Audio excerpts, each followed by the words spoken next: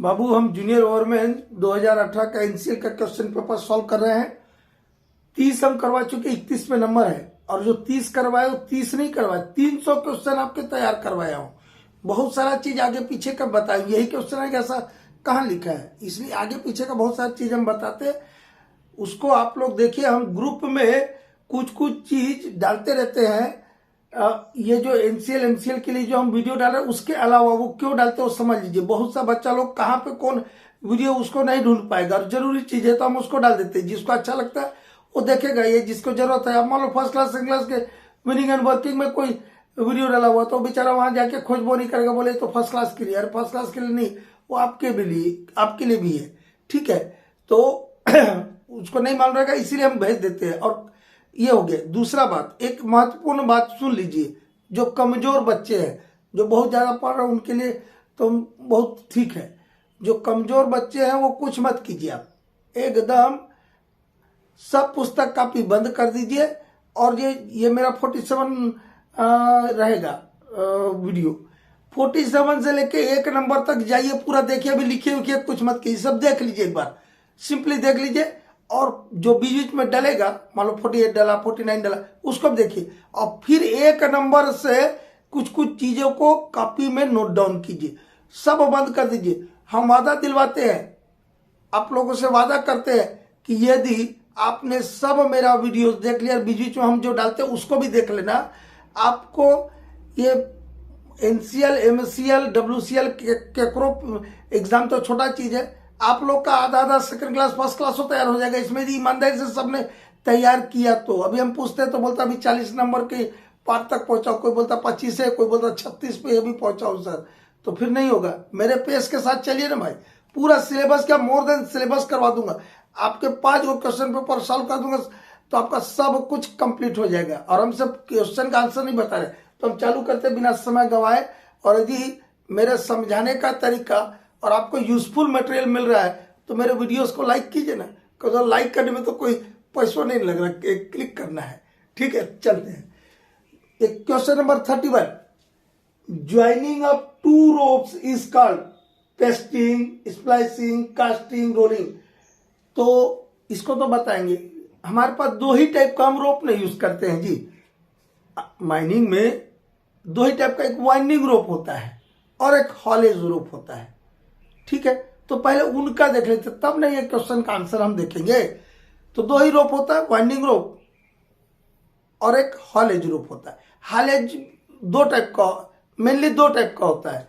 वो छोड़ दीजिए, ग्रेविटी भी होता है, ये होता है, वो सब छोड़ दीजिए। मेनली 2 टाइप के हॉलेजेस हम इस्तेमाल करते हैं प्रैक्टिकल लाइफ में। एक होता है एंडलेस हॉलेज और एक होता है डायरेक्ट रोप हॉलेज, ठीक है। और वाइंडिंग रोप आपका जो सब सिस्टम है वहां पर केज या स्किप को ऊपर नीचे करने के लिए, लोअरिंग और होस्टिंग के लिए इस्तेमाल करते हैं, ठीक है। अब सबसे पहले हम हॉलेज रोप देखते हैं। क्या देखते हैं? हॉलेज रोप। ये क्वेश्चन भी हॉलेज रोप से है। हॉलेज रोप, इसका रेगुलेशन है 96। रेगुलेशन नंबर कितना है बाबू? 96। हमारे टाइम पे 91 हुआ करता था, अब हो गया 96। रेगुलेशन 96 हॉलेज रोप। इस हॉलेज रोप में सिर्फ 3 को बात याद रखिएगा, 3 सेंटेंस 3 लाइन याद रखिएगा, बाकी कुछ मत याद रखिएगा। इसमें एक चीज याद रखिएगा, factor of safety of haulage rope. जो मेरा चैनल को देख रहे हैं, कम से कम 100 बार हम first class second class NCL आप लोगों के लिए 50 बार कम से कम बोला होगा ये word, factor of safety of haulage rope. Haulage rope का बोल रहे, ये नॉट लेस देन 8 रहेगा, 8 से कम नहीं रहेगा। एक दूसरा बात, रिकेपिंग। दूसरा बात क्या बोला? रिकेपिंग ऑफ हॉलेज रोप। और तीसरा बात है स्प्लाइसिंग, जो यह एक वर्ड लिखा है ना, स्प्लाइसिंग, यही वाला। ये बस 3 वर्ड पे याद रखिएगा हॉलेज रोप को। Factor of safety haulage rope का 8 से कम नहीं रहेगा, नॉट लेस देन 8। और वाइंडिंग रोप का बताया था कि वाइंडिंग रोप का फैक्टर ऑफ सेफ्टी 10 से कम नहीं रहेगा। एकदम इसमें एंटर करते चलिए। इस रिकैपिंग क्या होता है? वाइंडिंग का भी हम कुछ आप लोगों को भी बताए हैं थोड़ा मोड़ा, और उधर फर्स्ट क्लास सेकंड क्लास वाले को बहुत बताए थे। रिकैपिंग पहले क्या होता है, तब ना रिकैपिंग। केपिंग क्या होता है? मेरा ऐसा रोप रहता है और रोप पे ढेर सारे वायर्स रहते हैं, उनको स्टैंड में रहते कि नहीं रहते हैं? तो यदि इसके तो दोनों, यदि हम ऐसे कर दे तो कोई चीज को बांधेगा ही नहीं, तो उसका एक ये एंड को और ये एक एंड को बांधना ना होगा। बांधने के लिए हम केपिंग का इस्तेमाल करते हैं। एक साधन रहता है केपिंग, उसको उसके अंदर घुसा के गर्म करके व्हाइट मेटल डालते हैं, ठीक है, केपिंग कर देते। केपिंग करेंगे जब ना, फिर उसको इधर हुक रहेगा, उससे आपका डीलिंग में फंसाने के लिए जुगाड़ दीजिएगा। तो केपिंग, जो रोप का केपिंग किया हुआ है उसका रिकेपिंग, मतलब फिर से एक बार रिकेपिंग करना होगा, क्योंकि एक बार केपिंग मतलब रिकेपिंग मतलब कुछ नहीं, रोप को बांध देना। रोप को क्या किया, दोनों एंड को, दोनों रोप के दोनों सिरा को, मान लो ये मेरा रोप है, तो इस सिरा को और इस सिरा को, दोनों एंड को क्या करना है, बांध देना, उसको बोलते हैं केपिंग। तो केपिंग कर दिया तो सबसे ज्यादा झटका यहीं पर आएगा, इस एंड पर, इस एंड पे। तो जब झटका आएगा तो क्या होगा, वो वहां पे खराब हो जाएगा, टूटने फूटने का डर रहता है। तो उसका रिकेपिंग करने का नियम रहता है 6 महीना में कम से कम एक बार। कितने में, 1 in every 6 month, 6 महीना में कम से कम एक बार रिकेपिंग करना है हॉलेज रोप का। स्प्लाइसिंग, देखिए आपका जो एंडलेस हॉलेज हम इस्तेमाल क्या करते हैं, लेवल में करते हैं। कहां करते हैं, लेवल में करते हैं। एंडलेस में क्या, तो 2 ट्रैक होता है, 2 ट्रैक होता है, 2 रोप होगा, एक होगा खाली टब के लिए, एक भरा हुआ टब के लिए, लोडेड, और एक एम्प्टी के रहता है, ठीक है। एंडलेस क्यों बोलते हैं, एंडलेस इसलिए बोलते हैं, एक ये रोप है, एक ये रोप है, ठीक है। यहां पर आपका एक पुली लगाई, ऐसा रोप जाएगा, ऐसा आ जाएगा। इधर यहाँ पे एक ड्राइव पुली रहता है, एक रिटर्न पुली रहता है। मान लो मेरा ड्राइव पुली है, ठीक है, तो यहां पर मेरा एक हॉलेज इंजन होगा, ठीक है, हॉलेज इंजन होगा, समझे कि नहीं। और इसके पीछे में चीज वेट लटका देते, नहीं तो खींच के इधर ले चल जाएगा, ठीक है। तो और इसमें 2 ट्रैक रहेगा, एक से खाली जाएगा, एक से लोडेड आएगा, हो गया, खत्म, बात इतना ही है। ये लेवल में करते हैं। ये वाला जो एंडलेस सिस्टम है, एंडलेस हॉलेज कहां करते हैं, लेवल में करते हैं, ठीक। अब ये हो गया, तो इसमें ज्यादा झटका नहीं आता, लेवल में चलना है। तो लेवल में चलना है। रोप कहीं से खराब हो गया या टूट गया तो उसको 2 रोप को जोड़ देते हैं, जो 2 टूटे हुए रोप को जोड़ देते हैं, उसको बोलते हैं स्प्लाइसिंग। एंडलेस हॉलेज का स्प्लाइसिंग कर सकते हैं आप, क्योंकि इसमें ताकत ज्यादा नहीं लगता। लेकिन आपका जो डायरेक्ट हॉलेज है या डायरेक्ट रोप हॉलेज जिसको बोलते हैं, डायरेक्ट रोप हॉलेज में स्प्लाइसिंग नहीं करते हैं। पहले मैं नो लिख देता हूं, उनको कोई गड़बड़ा जाएगा बच्चा। 3rd पॉइंट में नो स्प्लाइसिंग, क्या लिखा है, no splicing in direct rope haulage, ठीक है। जो direct rope haulage, direct haulage किसको बोलते हैं, आपका ऐसा इनक्लाइन प्लेन है, ठीक है, इनक्लाइन प्लेन है, और हमको नीचे से टब को ऊपर खींचना है। आपका इंजन जो रहेगा, इंजन मतलब हॉलेज का इंजन जो है वो कहां रहेगा, आपके टॉप मोस्ट, मान लो मेरे यहाँ पे इंजन बैठा हुआ है, रोप जाएगा, रोप से आपका टब खाली नीचे जाएगा और भरा हुआ टब को ऊपर खींचेगा।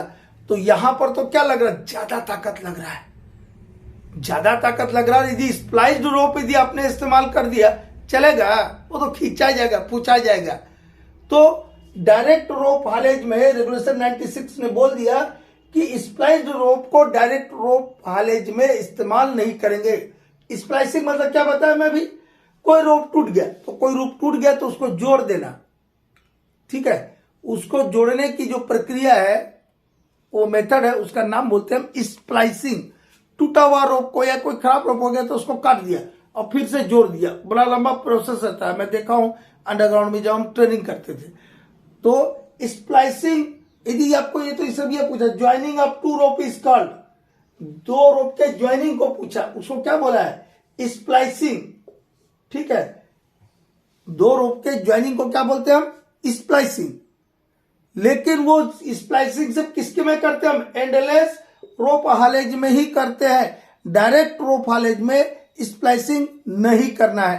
तो मोटा मोटी इतना आपके लिए काफी है। और वाइंडिंग रोप भी स्प्लाइस्ड रोप नहीं रहेगा, डायरेक्ट रोप हालेज स्प्लाइस्ड नहीं रहेगा, वाइंडिंग रोप भी स्प्लाइस्ड नहीं रहेगा। इसको दिमाग में घुसा लीजिए। स्प्लाइस्ड रोप सिर्फ और सिर्फ यूज करेंगे एंडलेस रोप हालेज में, एंडलेस हालेज में कहने का मतलब।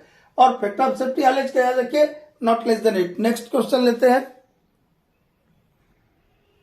हाँ बाबू, ये छोटा छोटा क्वेश्चन है, इनको यहां लिखता नहीं, पढ़ के बता दे रहा हूं। Question number 32, explosive is stored at, मतलब एक्सप्लोसिव को हम कहां रखते हैं या जमा करके रखते हैं।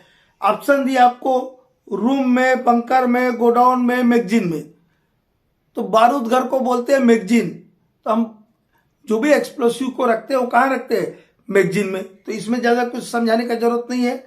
Question number 33, DGMS comes under directorate general of mine safety, किसके अंडर में आता है, मतलब भारत सरकार के। भारत सरकार में ढेर सारे विभाग है, विदेश मंत्रालय है, रक्षा मंत्रालय है, श्रम मंत्रालय है, ठीक है, तो है ना, ऐसे ढेर सारे हैं। तो किसके अंतर्गत आता है, coal ministry, law ministry, energy ministry, labour ministry, किस मिनिस्ट्री के अंतर्गत में आता है।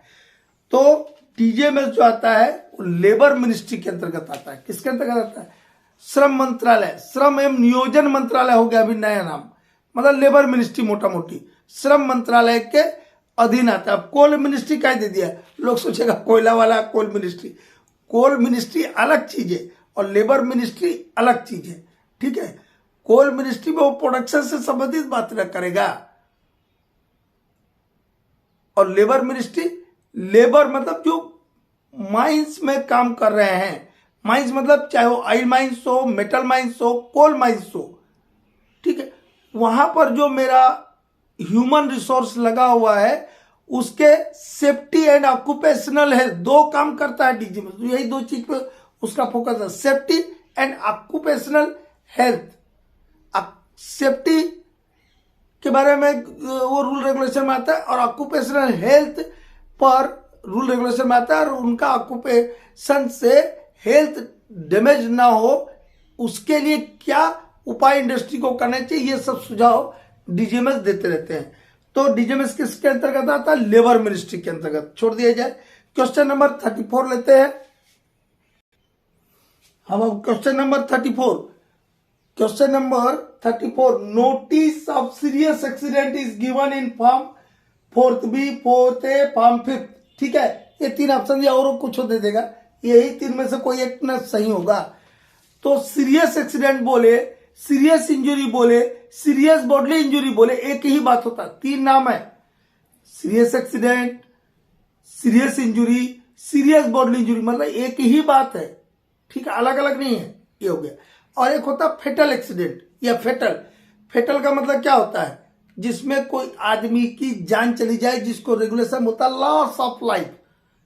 लॉस मतलब क्या होता है, हानि, और जीवन की हानि। जीवन की हानि मतलब मेरा जीवन ही खत्म हो गया, तो लॉस ऑफ लाइफ ना हुआ, डेथ हो गया, ठीक है। तो फेटल में कोई आदमी की जान चली जाती है तो उसको बोलते हैं फेटल एक्सीडेंट। उसका भी टाइप है कि मेजर एक्सीडेंट कब बोल देंगे, डिजास्टर कब बोलेंगे, वो हम बताए हुए हैं और कभी बताएंगे, ठीक है, और भी बताएंगे कभी।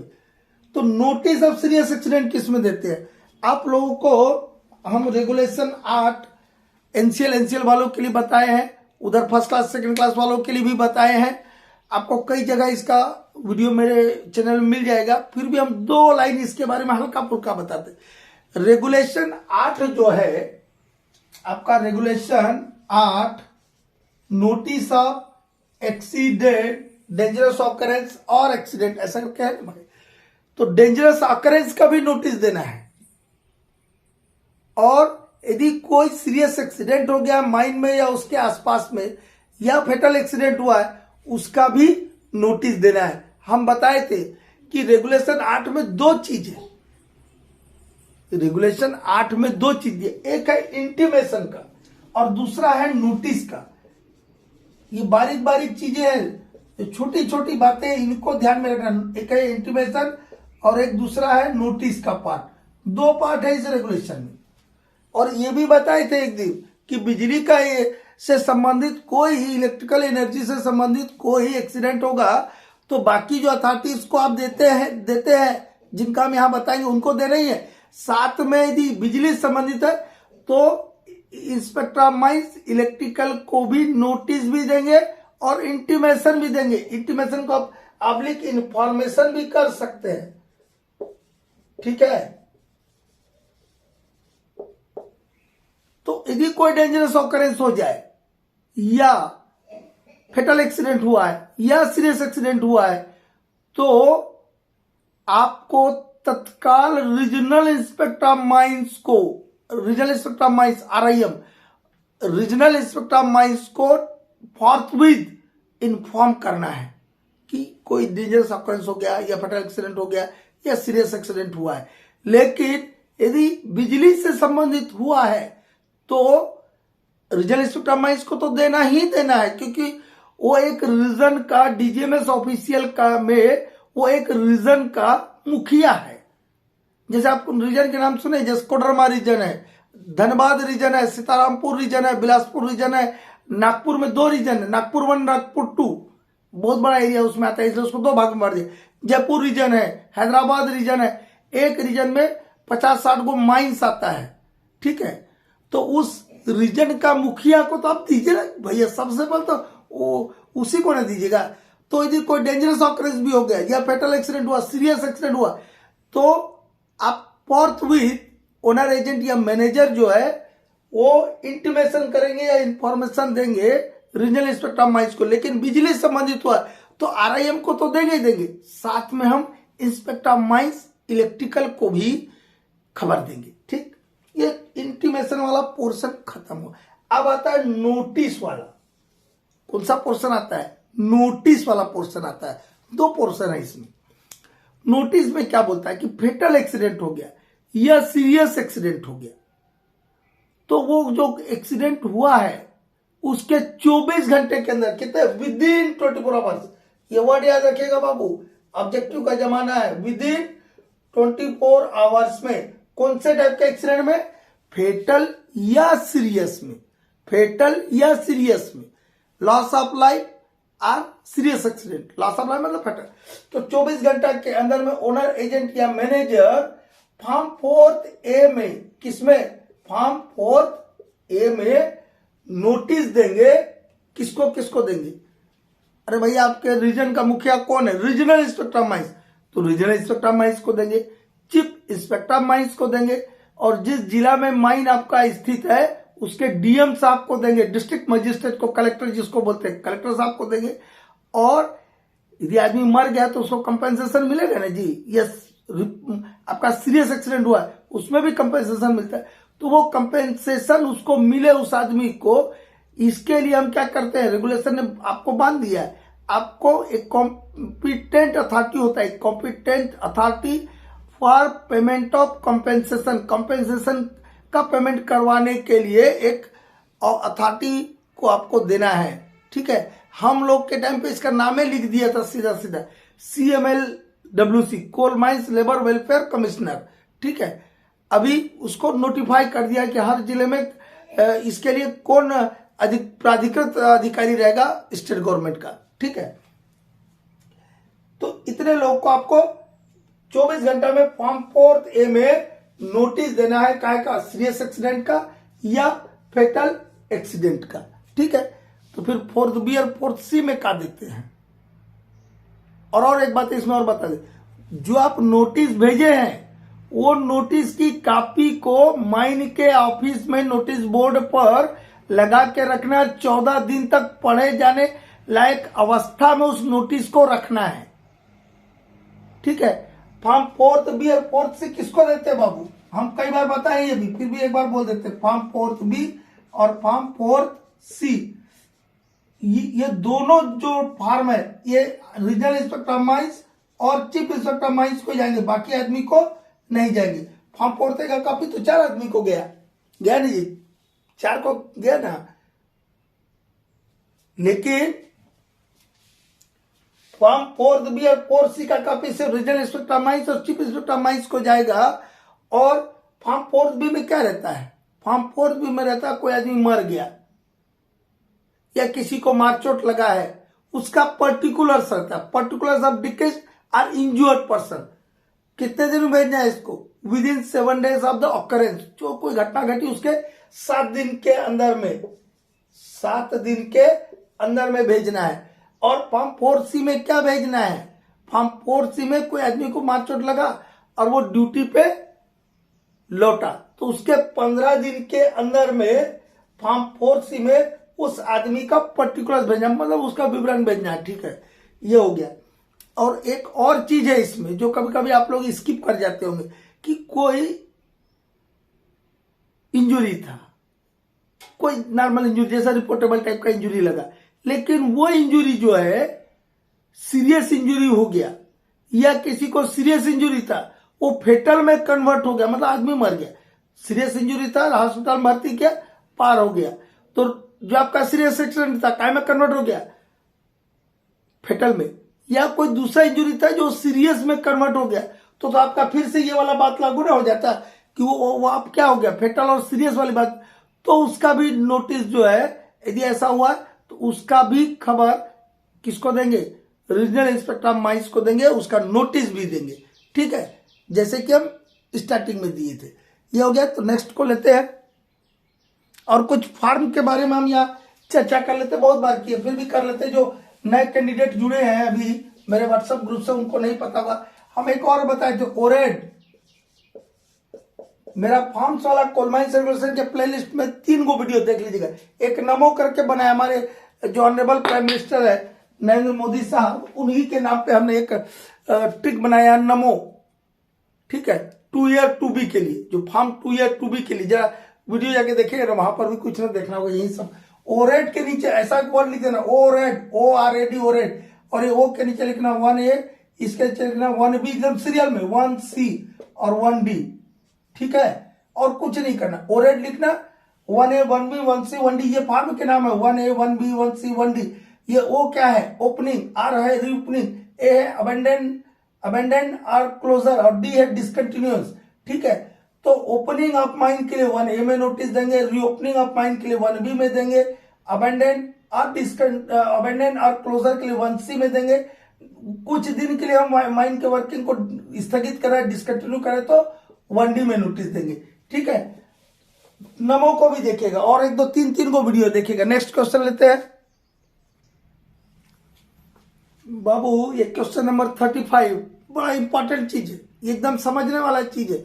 और ये आपको नहीं, आपको तो आइए ये 2018 जूनियर वॉरमैन में NCL में ये फर्स्ट क्लास का क्वेश्चन है, फर्स्ट क्लास वर्किंग और वेंटिलेशन में आता है ये। ठीक है, इसको नहीं जानिएगा तो माइनिंग इंजीनियर ही नहीं आप। ठीक है, इसको जान लीजिए, बढ़िया, हम बहुत बढ़िया समझाएंगे। अभी पहले क्वेश्चन समझ लीजिए। The most important parameter of dust that govern its physiological effect is, option दिया colour of dust, smell of dust और साइज ऑफ डस्ट। ठीक है, मतलब डस्ट का कौन सा, ये यहाँ पे आपको जो बताया है इनमें से एक है ना, सही होगा। आपको बता रहे कौन सा पैरामीटर है जो उसके फिजियोलॉजिकल इफेक्ट को गवर्न करता है, उसके दुष्प्रभाव को चिन्हित करता है, या वो कैरेक्टर रहने से वो डस्ट हार्मफुल हो जाएगा ह्यूमन बींग्स के लिए, वो बताना है। हम आप लोगों को कई बार रेस्पिरेबल डस्ट बताएंगे, ये एयरबोर्न रेस्पिरेबल डस्ट बोल एक ही चीज होता है। तो रेस्पिरेबल डस्ट होता क्या, पहले 1 मिनट का मेरा भाषण सुन लीजिए, फिर अंग्रेजी में बता देंगे, पहले हिंदी में समझ लीजिए। देखिए, सब डस्ट जो है वो रेस्पिरेबल डस्ट नहीं होता है, पहले ये दिमाग में एंटर कर लीजिए। सब डस्ट जो है रेस्पिरेबल डस्ट नहीं होता है। ठीक, एक बात। दूसरी बात, तो फिर कौन सा वाला होता है ये भी ना मालूम चाहिए। देखिए, साइज ऑफ डस्ट जो है बहुत महत्वपूर्ण है कि वो डस्ट हमारे फेफड़ा में जाके, लंग्स में जाके जमा होगा या नहीं होगा। वो साइज ऑफ पार्टिकल, डस्ट का साइज ऑफ पार्टिकल हमारे लिए हानिकारक है, जो कि मेरे फेफड़े में जाके जमा हो जाएगा। बहुत मोटा मोटा डस्ट रहेगा, साइज पार्टिकल बड़ा बड़ा है, तो पहली बात तो मेरा नाक ही उसको रोक लेगा, नाक में बाल दिए है भगवान ने, वो फिल्टर के लिए दिए हैं, और आप लोग बढ़िया कैंची लगा के अंदर से काट लेते हैं। तो आपको तो भगवान ने जो दिया उसी को आप खत्म कर रहे हैं। वो काहे के लिए? नाक में बाल रहता है, देखा छोटा छोटा बाल रहता है, वो फिल्ट्रेशन के लिए कि जो हम सांस ले रहे हैं उसमें कोई धूल कण है उसको अंदर जाने से रोक देगा। तो मोटा लगा तो यही रोक देता है, थोड़ा मोड़ा गया तो वो जब मैं एक्सेल करता है तो बाहर भी निकल जाता है, जो हमको पता भी नहीं चलता है। इनहेल मतलब अंदर लेना सांस को, एक्सहेल मतलब बाहर करना। तो हम जब एक्सहेल करते तो कुछ कुछ बाहर आ जाता है। और एकदम जो पाउडरी डस्ट होगा, एकदम पाउडरी डस्ट होगा, जीरो साइज का, क्या बोल रहा हूं, जीरो साइज का, वो डस्ट भी क्या होगा, अंदर जाएगा और फिर सांस से बाहर निकल जाएगा। तो इसका मतलब कि सब टाइप का साइज जो है डस्ट का हार्मफुल हमारे लिए नहीं है। कौन से साइज का है? एक ब्रिटिश संस्था था, उसने बोला था कि जो 5 माइक्रोन साइज से कम का डस्ट पार्टिकल है, वही डस्ट पार्टिकल, साइज बता रहे, साइज क्या बोला, बिलो 5 माइक्रोन साइज का डस्ट पार्टिकल जो है वही ह्यूमन हेल्थ के लिए हार्मफुल है, क्योंकि यही वो डस्ट साइज का पार्टिकल है जो कि ह्यूमन लंग्स में जाके जमा हो जाता है। क्या हो जाता है? जमा हो जाता है। और ह्यूमन लंग्स में जब डस्ट जमा हो जाएगा तो बीमारी होगा, लंग डिजीज, उसको बोलते हैं न्यूमोकोनियोसिस। हम चर्चा करेंगे अभी, आप पहले समझ लीजिए। लेकिन 2009-10 में जो 10th सेफ्टी कॉन्फ्रेंस हुआ था, 10th नेशनल सेफ्टी कॉन्फ्रेंस हुआ था, उसमें और इसको स्पेसिफाई किया, इसको और स्पेसिफाई कर दिया, ये डस्ट साइज को, डस्ट पार्टिकल के साइज को और स्पेसिफाई किया, बहुत बारीकी से स्पेसिफाई किया। क्या बोला 10th नेशनल सेफ्टी कॉन्फ्रेंस ने कि 0.25, क्या बोला, 0.25 to 3 micron, to 0.25 to 3 micron size का जो डस्ट पार्टिकल है, this dust particle is responsible for causing pneumoconiosis. Pneumoconiosis तभी होगा बोले 10 सेप्टेम्बर से बताया कि यदि आप 0.25 माइक्रोन से 3 माइक्रोन साइज का डस्ट को इनहेल करते हैं, और यही वो पार्टिकल साइज है डस्ट का जो कि मेरे लंग्स में जाकर के जमा हो जाएगा और हमको न्यूमोकोसिस हो सकता है। ठीक है, तो रेस्पिरेबल डस्ट क्या है? What is respirable dust? अब इंग्लिश में इसको 2 लाइन में बोल दिया जाए रेस्पिरेबल डस्ट को। Respirable dust is that dust which gets anchored into human lungs. The dust particle below 5 micron size are gets anchored into human lungs. Pneumococcus is caused due to inhalation of 0.25 to 3 micron size as per the 10th National Safety Conference. And what is pneumococcus? तो कहने का मतलब क्या हुआ? अभी इसमें आपका ये जो डस्ट है इसका फिजियोलॉजिकल इफेक्ट निर्धारित करने वाला कौन सा चीज हुआ? Size of dust. क्या हुआ? Size of dust. ठीक है, तो न्यूमोकोसिस क्या है इसके बारे में 2 लाइन सुन लीजिए। न्यूमोकोसिस डस्ट के कारण होने वाली लंग्स की बीमारी है। न्यूमोकोसिस is caused due to inhalation of dust and this is a lung disease due to inhalation of dust। ठीक है, न्यूमोकोसिस का टाइप है। न्यूमोकोसिस जनरल टर्म है। न्यूमोकोसिस क्या है? जनरल टर्म है। न्यूमोकोसिस का टाइप है, जैसे कोल डस्ट के कारण हुआ तो उसको कोल डस्ट न्यूमोकोसिस, कोल माइनस न्यूमोकोसिस बोलते, डस्ट बोल दिया सॉरी, कोल माइनस न्यूमोकोसिस बोलेंगे। सिलिका डस्ट के कारण हुआ तो सिलिकोसिस बोलेंगे। एस्बेस्टोस डस्ट के कारण हुआ तो एस्बेस्टोसिस बोलेंगे। आयरन ऑक्साइड के कारण हुआ तो सिडोरेसिस बोलेंगे। बेरिलियम डस्ट से हुआ तो बेरिलियोसिस बोलेंगे। तो this are the types of pneumoconiosis. ठीक है, वो किस एजेंट के थ्रू हुआ तो उसका नाम अलग कर दिया, लेकिन सब ये जितने भी हम नाम बोले this are the comes under the pneumoconiosis. ठीक है, और न्यूमोकोसिस क्या होता है, इसका कुछ कुछ हम वीडियो कहीं कहीं भेजे हैं, देख लीजिएगा। या कल हम शायद ग्रुप में डाले थे, लगता है न्यूमोकोसिस वाला कोई वीडियो हम ग्रुप में डाले थे, जिनको इंटरेस्टेड है देख लीजिएगा। किसी टाइप का आएगा तो अब आपको मुझे लगता है कि रेस्पिरेबल डस्ट से प्रॉब्लम नहीं होनी चाहिए। नेक्स्ट वीडियो लेते हैं। नेक्स्ट क्वेश्चन नंबर 36, यानी लिख रहे, छोटा सा क्वेश्चन है और ये सब आपको पता है। जो मेरा पहला वीडियो था लगता है एनसीएल एमसीएल के लिए, उसमें स्टैंडर्ड वेंटिलेशन रेगुलेशन 153 बताए थे, उसी के ऊपर है। The oxygen concentration in underground mines should not be less than, मतलब अंडरग्राउंड माइंस में ऑक्सीजन कंसंट्रेशन किससे कम नहीं होना चाहिए। तो आप लोग को पता है कि 19% हम बताए थे, 19% से कम नहीं रहना चाहिए। मेरा पार्ट 1 देख लीजिएगा, उसमें स्टैंडर्ड वेंटिलेशन को क्वालिटेटिव और क्वांटिटेटिव ऐसा दो नाम करके हम समझाए हैं, उसको देख लीजिएगा। तो इसका आंसर हो जाएगा 19%। ठीक है।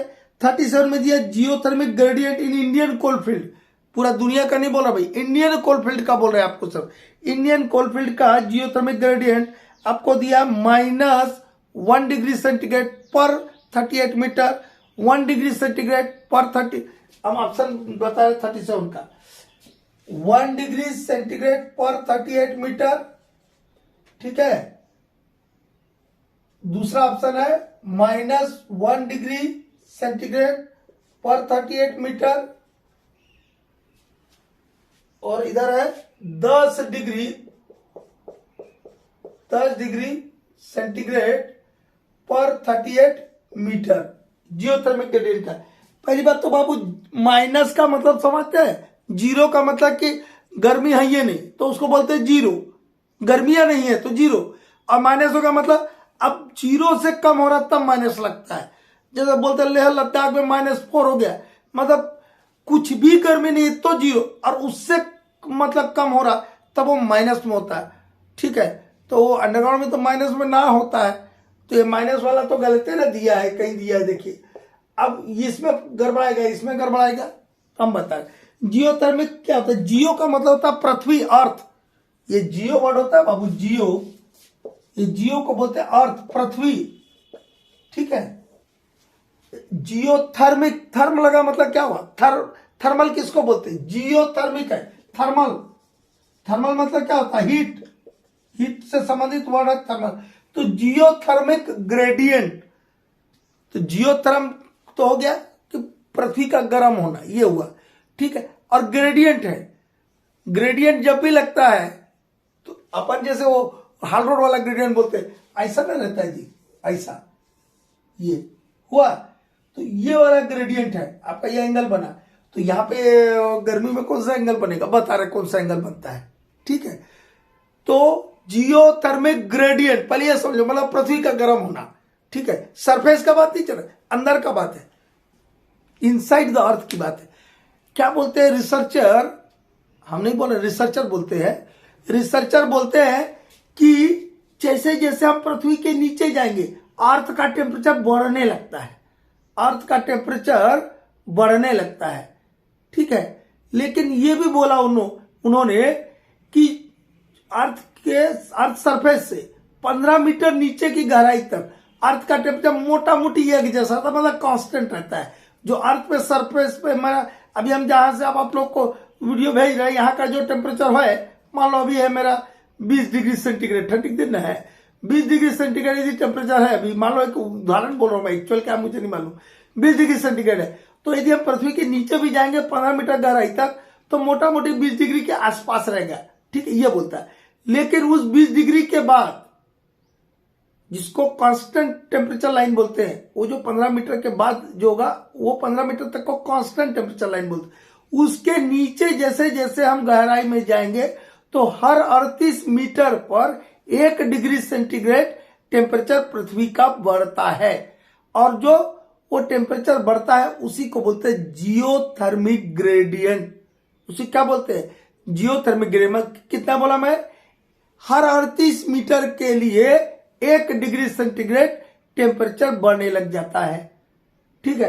तो यहां कहीं लिखा है क्या ऐसा? हाँ, ये तो लिखा है 1 डिग्री सेंटीग्रेड पर 38 मीटर, 1 डिग्री सेंटीग्रेड पर 38 मीटर, इसी को बोलते हैं जियोथर्मिक ग्रेडियंट। मतलब एक स्पेसिफाइड रेट से यदि टेम्परेचर ऑफ द अर्थ बढ़ता है तब उसको बोलते हैं जियोथर्मिक ग्रेडियंट। ये वेंटिलेशन पढ़े थे सेकेंड ईयर में डिप्लोमा में, ठीक है ना। तो हम नेक्स्ट क्वेश्चन लेते हैं 38। क्या है बाबू, देखता हूं। 38 है डस्ट जनरेशन रेगुलेशन 43 भी भेजा हूं बाबू ग्रुप में। जो मेरे ग्रुप से जुड़े बच्चे हो रेगुलेशन 143 को देख लीजिएगा। और ये डस्ट जनरेशन वाला 38 तो बता रहा हूं। एक और सुन लीजिए कि डस्ट सर्वे और इल्यूमिनेशन सर्वे 30 दिन में एक बार करना, मतलब महीना में एक बार करना, एकदम याद रखना, ठीक है। तो क्वेश्चन नंबर 38, डस्ट जनरेशन में be reduced by drilling. Dust generation को कम करना है बाय ड्रिलिंग से, मतलब ड्रिल कर रहे हैं आप, होल को ड्रिल कर रहे हैं और वहां पे डस्ट जनरेशन को कम करना है, तो क्या उपाय लगाएगा। बोला है by drilling with blunt bit. मैं क्वेश्चन लिख दे रहा हूं तब समझ आएगा। एक मिनट रुकिए, वीडियो रोक देता हूं।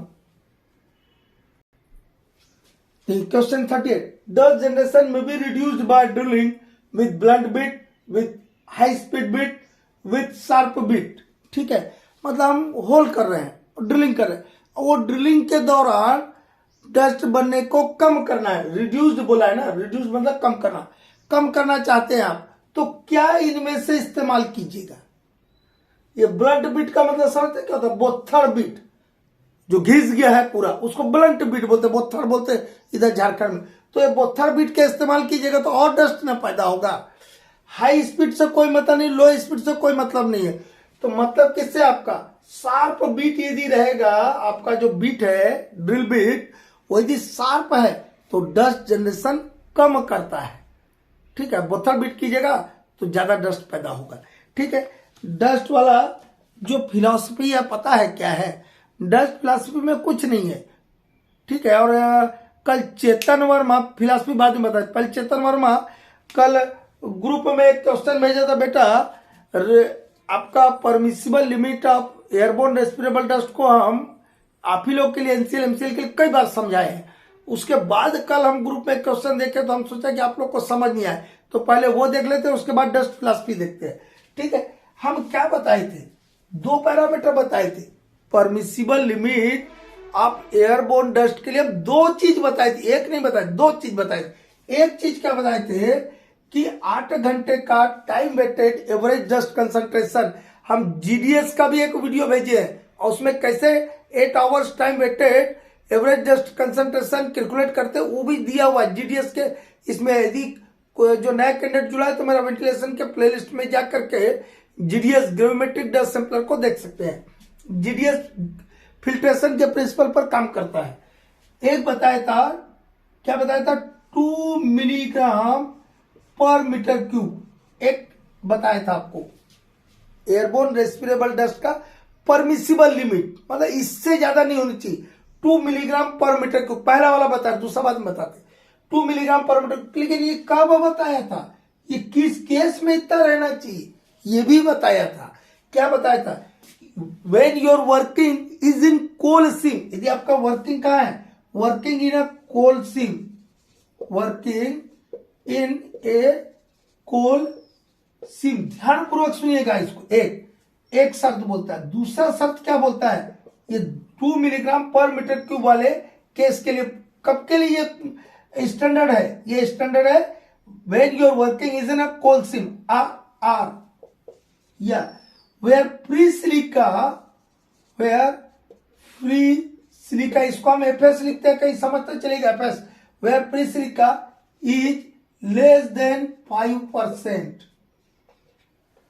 where free silica is less than 5%। ये दो शर्त में से कोई एक चीज है, तब आपका रेस्पिरेबल डस्ट का परमिसिबल लिमिट कितना होगा, 2 मिलीग्राम पर मीटर क्यूब। कल चेतन वर्मा ग्रुप में लिख रहा था कि एफएस 3 है, एफएस मतलब फ्री सिलिका 3% है, तो बताइए कितना होगा। तो ये फ्री सिलिका यहाँ कितना, 5% से कम है, तो 5% से कम है, या कोल सीम में यदि आपका वर्किंग है तो आपका स्टैंडर्ड कितना रहेगा, 2 मिलीग्राम पर मीटर क्यूब। तो यही ना आंसर था। तो काहे मतलब क्या उस दिन समझ नहीं आया था, अब समझ आए कि नहीं। यदि फ्री सिलिका 5% से कम है या कोलसी में आपका वर्किंग है, तब आपका रेस्पिरेबल डस्ट का परमिसिबल लिमिट 2 मिलीग्राम पर मीटर क्यूब रहेगा। हम लोग के टाइम पे दूसरा था, वो वाला मत लिख दीजिएगा, ठीक है। ये फिगर दूसरा था, ये वाला 2 वाला, ठीक है। अब दूसरा पैरामीटर 2 बताए थे, याद रखिएगा। अब इतना ही बार पढ़ के जाएगा तो फेल ना हो जाएगा। पास होने के लिए थोड़ा मेहनत करना पड़ता, फेल होने के लिए उससे ज्यादा मेहनत करना पड़ता।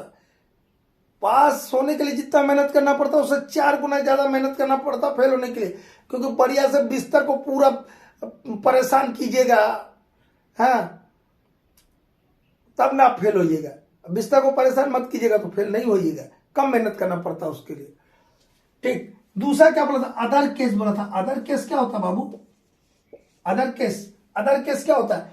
अदर केस का मतलब है where free silica is more than 5%, where FS लिख दू free silica, where free silica is more than 5%, जहां पर फ्री सिलिका 5% से अधिक है, वहां पर के लिए क्या परमिसिबल लिमिट होगा? एयरबोर्न डस्ट का, एयरबोर्न रेस्पिरेबल डस्ट का क्या परमिसिबल लिमिट होगा, या डस्ट कंसंट्रेशन जिसको हम कई बार बोलते रहते हैं, ठीक है।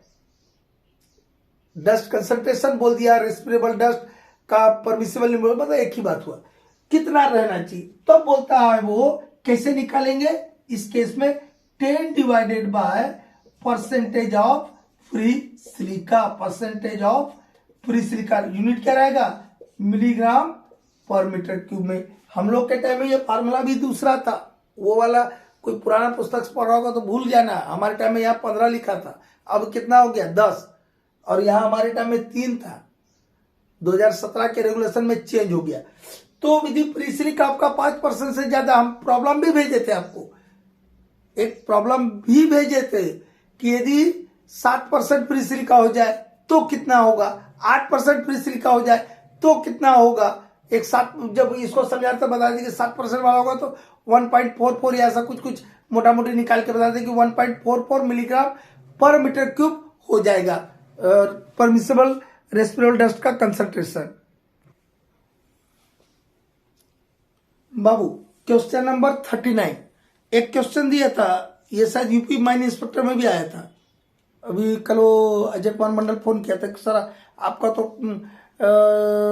चैनल से बहुत कुछ आया था, तो मैं बोला बाबू हम उसके लिए नहीं पढ़ाए थे, हम तो माइनिंग वाले के लिए पढ़ाए थे। आ गया तो आ गया, ठीक है बात है, ठीक है। तो एक क्वेश्चन था, which of the following term is not use to describe a geological fault, मतलब फॉल्ट को डिस्क्राइब करने के लिए यहाँ पे ऑप्शन दिया है, इनमें से किसका इस्तेमाल नहीं होता है, मतलब फॉल्ट को बताने के लिए। एक हम फॉल्ट बना के रखे आप लोग के लिए, ग्रेडियंट वर्ड का इस्तेमाल नहीं होता, थ्रो का नहीं होता, हेड का HAD हेड लिखा है, और नन लिखा, नन ऑफ द अबव, हम साथ में नन बर लिख दिए, ठीक है। तो पहले फॉल्ट क्या होता है, पहले वो तो मालूम चाहिए। मेरा जियोलॉजी का प्लेलिस्ट में जाएगा फॉल्ट एंड इट्स टर्मिनोलॉजी 1 और fault and it's terminology part 2, 2 video है बढ़िया से। और कैसे फॉल्ट क्यों फॉल्ट होता है कोलसिम में या रॉक बेड में, फॉल्ट अपने आप नहीं पता है क्यों पैदा होगा, वहां पे उसका बहुत बढ़िया कारण बताया है, क्या टेक्टोनिक एक्टिविटीज के कारण ये फॉल्ट बनता है, ठीक है। वो अभी हमारे पास उतना समय नहीं है। यहाँ पे मान लो मेरा एक कोलसिम था, ठीक है, ये कोलसिम ऐसा था, लेकिन कोई टेक्टोनिक एक्टिविटीज के कारण, वो वीडियो में जाकर देखिएगा किसके कारण ये टूट के नीचे आ गया, या ये इधर था, मान लो ये टूट के ऊपर चले गया, ऐसा भी होता है। ऐसा नहीं कि टूट के नीचे आएगा, नीचे से ऊपर भी जाता है, किधर से फोर्स लगा उसके ऊपर निर्भर करता है। यदि मुझे नीचे से उठाएगा तो मैं ऊपर जाऊंगा, ऊपर दबाएगा तो नीचे जाऊंगा, वही ना बात है। तो ये मेरा कोलसिम था, लेकिन टेक्टोनिक एक्टिविटी के चलते ये जो मैंने मिटा दिया, ये वाला टूट के कहां पे आ गया, यहां पे आ गया। और ये जो है ये वीक जोन है, जिसको हम बोलते हैं फॉल्ट प्लेन। क्या बोलते हैं? Fault plane. तभी होगा जब तक कोई ना कोई मीडियम रहना चाहिए।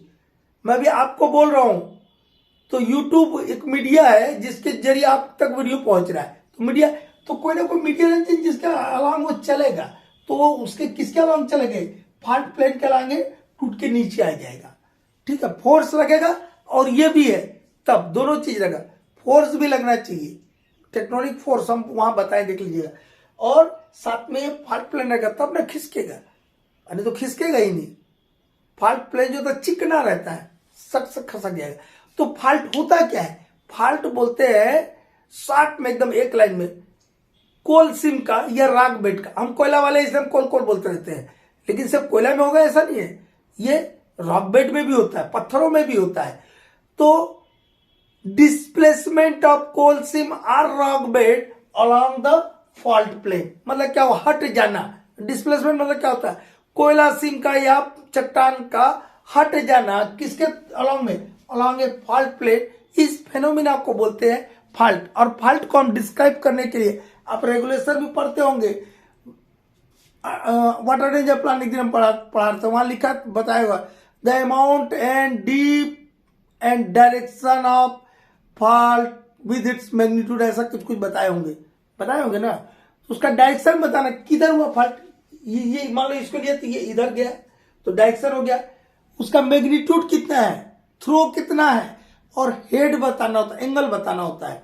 तो थ्रो किसको बोलते हैं कि ये सीम यहां पर था, ये सीम यहां पर था ना जी, ये टूट के यहां आ गया तो वर्टिकली यहां से यहां तक का ये हट गया ना, तो जो वर्टिकल डिस्प्लेसमेंट है this is known as fault, sorry throw, क्या बोलते हैं इसको, throw. Vertical displacement of coal seam is known as throw.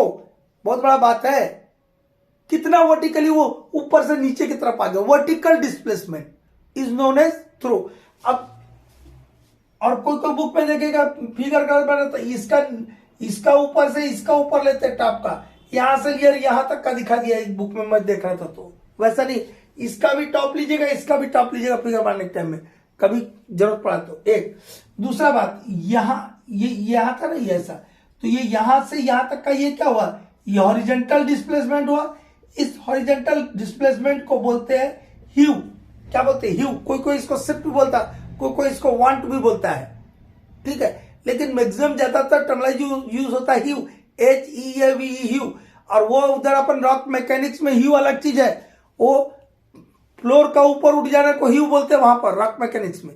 Fault के केस में horizontal displacement of coal seam और rock bed is known as heave. कितना horizontally displace हो गया, ठीक है, वो ह्यू हो गया।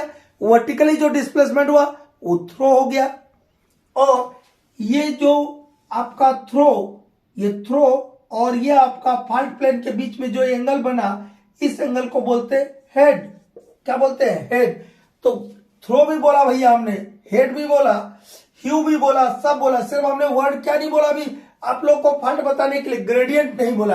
तो ग्रेडियंट वर्ड का इस्तेमाल हम नहीं करते हैं फॉल्ट को बताने के लिए, ठीक है। तो आज का वीडियो को यहीं रोकते हैं, फिर कुछ नई चीज और जानकारी के साथ, और ये 2018 को पहले कंप्लीट करेंगे, लेकिन साथ में हमको लग रहा है कि FLP एपरेटस का इस्तेमाल कहाँ करना चाहिए, उसका कॉन्सेप्ट आप लोगों को क्लियर नहीं है, उसका भी एक वीडियो इन्हीं के कंटिन्यूएशन में भेज दूंगा, ठीक है। और बहुत सारी चीज बताएंगे, टेंशन मत लो। पहले जितने वीडियो मैंने भेजा उसको देखे नहीं यार, एकदम 100% निकलेगा, NCL MCL क्या सब निकलेगा यदि आप पढ़ेंगे तो।